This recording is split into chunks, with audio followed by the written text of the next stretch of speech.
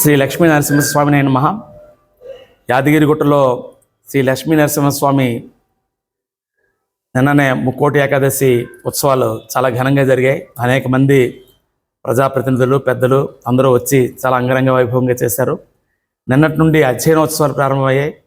అధ్యయనోత్సవాలు కూడా ఇదివరకు ఎప్పుడు లేని విధంగా తిరుమలలో ఏ రకంగా అయితే చేస్తారో అంతకన్నా బాగా జరుగుతున్నాయని భక్తులందరూ అనుకోవడం మనందరం నిన్న విన్నాం. ఈరోజు ఉదయం పూజల్లో కూడా చాలా బాగా చేశారు. అయితే నేను నాకున్న వ్యక్తిగత కారణాల వల్ల, ముఖ్యంగా ఆరోగ్య సమస్యల వల్ల నేను ఇంకా పదవిలో కొనసాగలేనని ప్రభుత్వానికి తెలియజేసిన మీదట నాకు ప్రభుత్వం అనుమతిస్తూ ఉత్తర్వులు ఇచ్చింది. అతి త్వరలో కొత్త ఈవో వస్తారు. ఈ స్వామివారి క్షేత్రం ఇంకా దినదిన అభివృద్ధి చెందుతుంది. ఖచ్చితంగా ఇంకా మంచి అధికారులు వచ్చి ఈ క్షేత్రాన్ని తీర్చిదిద్దుతారు. ఆ నరసింహస్వామి ఆశీస్సులు మనందరి మీద, మీ అందరి మీద ఉండాలని కోరుకుంటూ సార్ థ్యాంక్ యూ.